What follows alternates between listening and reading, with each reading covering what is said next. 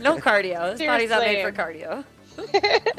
I know. I will see people running their stuff. I'm like, oh, they're like have this beautiful gait and like Yeah. their posture and everything. And I'm just like clumping along, dying. Like, oh, Gasping for air. I was like, what is yes. Like, going on? oh, People love this? How? I know. You're alone with your thoughts for extended periods of time. I was like, Who wants I to don't do like Yeah. this. No.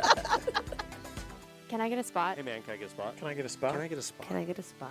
Can I get a spot?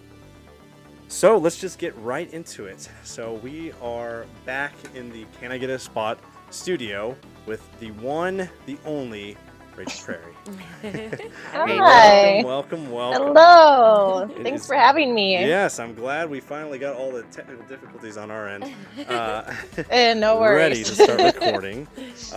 So, I mean, tell us a little bit about, who you are, and a little bit about yourself and how you got involved in this whole crazy health and fitness world that we call our daily lives. Oh my gosh, where do I even start? So I'm Rachel Prairie. I my main gig, my full-time career is with Anytime Fitness Corporate. I'm on personal training operations. So I look at the lens a lot from the seat of the trainer, seat of the coach. What can we give them, help them with? What do their clients need in order to get everybody happy and healthy and with our brand long term? I also do most of our programming. So if you take any of our team training, small group training, coming soon, recovery, I help design those with my team. And I do a ton of trainer education. So I'm super excited. This year we're back on the road with Vitals, where we go from region to region and educate and update our clubs and our owners and trainers and managers with the latest and greatest that we've been working on. And then I've always had a side hustle of my own. It's not even a side hustle really at this point. It's a full hustle. But I've been running Prairie Fitness for years and years, and it's changed a lot over the years. And in the last couple, I've been working more as a contractor on retreats, on wellness retreats for women specifically.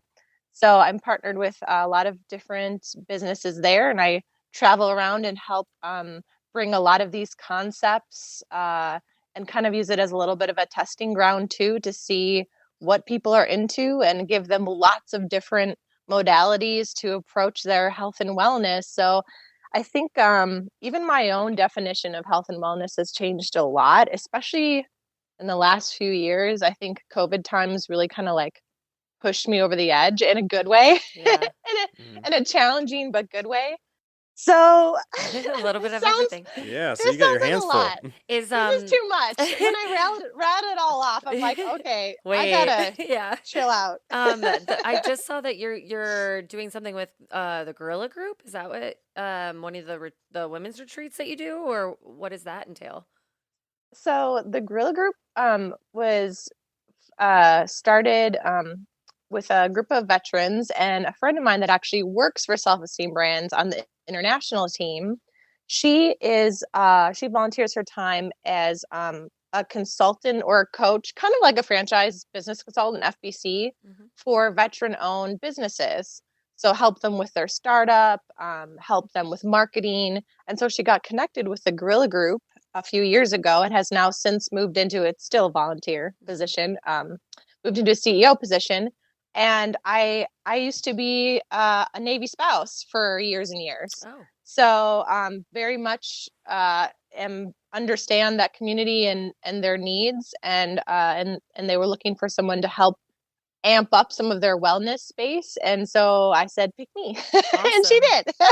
That's awesome.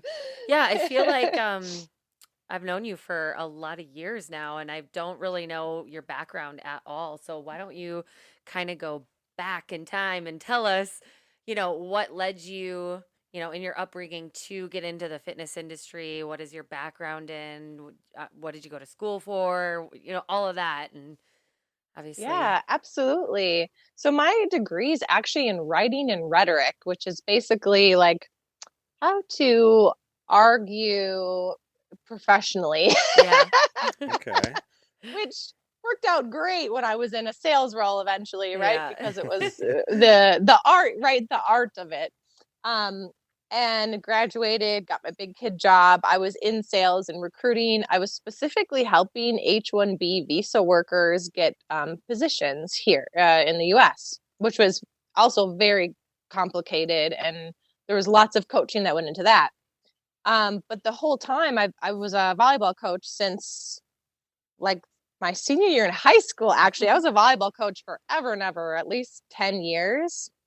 And so I got into this gig, got into sales and recruiting, and I was kind of like, I was done with volleyball, I was done with, and I was just like, oh, like this is life now. You just go to work and it's okay, it's an okay Mhm. job, and then you go home. Like, all right, that's what we do. Um, so I was looking for something else. I actually didn't touch a weight until I was in my 20s. I'd never picked up a weight before. And I started with running because I didn't know what else to do. So Like I most started going people, to the yeah. gym. Yeah, I was like, yeah, I can run. Sure. This body is not meant for distance. Mine either. Yeah, no, I do Mine's not meant not for know. distance or short like so sprints what's there left? or It's not... lifting No, weights I is Okay. know. left. No cardio. This body's not made Seriously. for cardio. I know. I will see people running. There's some like, they're like have this beautiful gait and like Yeah. their posture and everything. And I'm just like clumping along, dying. Like, oh, Gasping for air. It's like, Uh, what is yes. Like, going on? oh, People love this? How? I know. You're alone with your thoughts for extended periods of time. I was like, Who wants I to don't do like Yeah, this. that? no. I do not like this. But it got me into a gym and curious about weight. So my friend and I was kind of in the same boat. He had finished school and he was like, yeah, let's go to the gym and do some stuff. And in that time period, I got laid off from that sales and recruiting job and then got another job identical, like complete lateral move. And then I got laid off from that job. There was kind of like this short period of time in the early 2000s where everyone was just getting laid off all the time. So I just paused for a minute because I was like, one, I don't really like this career anyway. And the best part of my day was coaching volleyball and going to the gym. Yeah. So I went back to school for that. And actually, it's funny because originally I went to school for teaching and I got all the way into student teaching and I hated it. Yep. But I couldn't figure out why. I was super bummed. I thought my whole life I was going to be a teacher. That was my calling. And then when I got into training, I was like, oh, this is actually the teaching environment that I was looking for. I just didn't even know it existed. Yep. So, and now a huge role is for me is as an educator. So it all kind of like came full circle. I ended up at any time. I was a trainer. I started at Lifetime. I worked at LA. I ran my own business. I moved to North Carolina, and that's when I got introduced to Alloy Training Systems, which used to provide us most of our programming. And in a strange turn of events, like had a whole bunch of chaotic life stuff happening, had to exit my marriage, find a job, and move home. And so I just kind of reached out to my network, who Rick Mayo, who is the founder of Alloy, happened to be a part of. And he was like, hey, there's this gig at Anytime Fitness headquarters I think you'd be a good fit for. And I was like, okay, well, I've never even heard of Anytime, but sure. And so I applied and I actually interviewed for almost 9 months. Speaking of selling yourself, because it was a few things. One, we were waiting for the new office to open where there was a full scale Anytime Fitness where I would be running training sessions. And two, they weren't sure if it was enough work to be a full-time job. And they hired me. And I cannot imagine like and I quit fitness all the time. Maybe that's another topic we can talk about. I quit it. Like I'm over this. Forget it. I'm going back to sales. Everyone is doomed. Like I don't, like I have moments where I'm like, I'm out of here. But I take a step back. And man, how I got to where I am is just kind of this strange sequence of timing and choices and networks. And I cannot imagine doing anything else. Anytime I quit, I'm like, but wait, what am I going to do? Because I didn't like sales and recruiting. So Right. Mhm. back to training. Yep. Yep. I wouldn't say easy, but it's a light lift to get in. And then once you're in this space, there is endless places to explore, right? Like, so maybe you start with a basic cert and then you fall in love with nutrition, or you get curious about like literally pick anything, because it's such a broad range. I mean, there's breath work coaches, there's poop coaches. You know what I mean? Like, you literally We can should get get a poop for coach anything. on We this should get a podcast poop coach. because we talk about poop a lot. We talk about poop often. You'll see. Okay, You'll see soon. we should be. There's just so much. Yeah. How to stay regular. Yeah, I mean, hey, you How gotta... to make sure you don't poop when you squat. Yes, exactly. Exactly. Thing. So I want to hear about your strongman experience, because we've heard from people who've done bodybuilding shows and Olympic lifting, CrossFit competitions. I want to hear about the strongman specifically. Yeah. So prior to COVID times, I turned 40 this year. I'm doing a whole year of celebration. Highly recommend it. Also, I'm exhausted. I do that every year. I'm tired. Highly recommend just going ham on your life forever. Yeah. But there kind of, a lot of events, activities, competitions were shut down. So I usually set a big goal for myself. And during COVID times, the big goal, which is probably, actually, I'll talk about this in Vitals too, that one of the hardest but best thing I've ever done for myself is learn how to regulate my nervous system, specifically how to down regulate and tap into my parasympathetic. I was not doing well in that area. I was just raging all the time. So I felt like, okay, I mastered kind of this calm side of things. And so I was like, well, I want to try something new. So I got it in my head to try strongman. I was like, okay, first of all, like, these women look like me, like we have the same body, like that makes sense to me. But I moved to Utah last year and I couldn't find a community. I couldn't find a coach. So I was like, I kind of just let it go. And literally 2 days later, I walked into my gym. We don't have any time local here, so we'll go to a different gym. And there were a bunch of guys doing strongman exercises.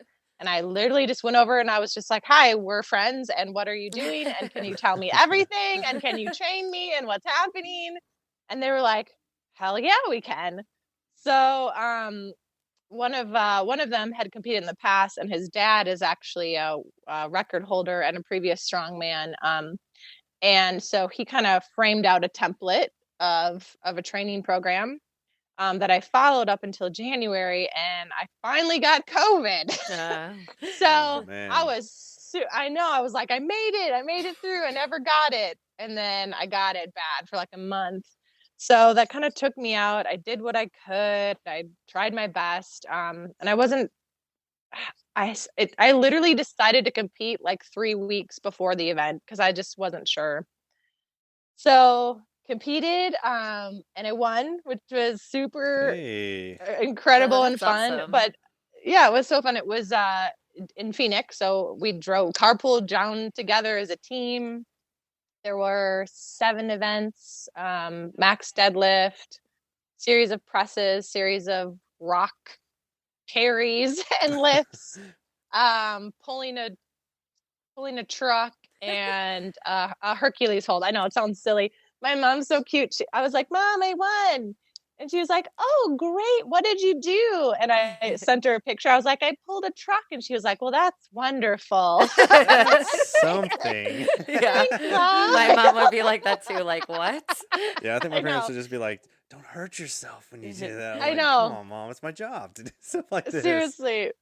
It was so cute. She's like, you're all winners. I was like, I know. But my best event was the Hercules hold, which was interesting because I think I did so well because of my parasympathetic training, because I just sat down, locked in, and just sat there and closed my eyes and just like went somewhere else, had super calm breath. And I was just like, I'm just going to chill here and imagine myself on a beach. So I got like a bunch of points for that because I had the longest hold out of anybody. But I don't know exactly. I do know you get certain points. So you could totally bomb on one lift, but do really well in other areas and still win. So it's kind of nice. So you don't have to be like, like I have a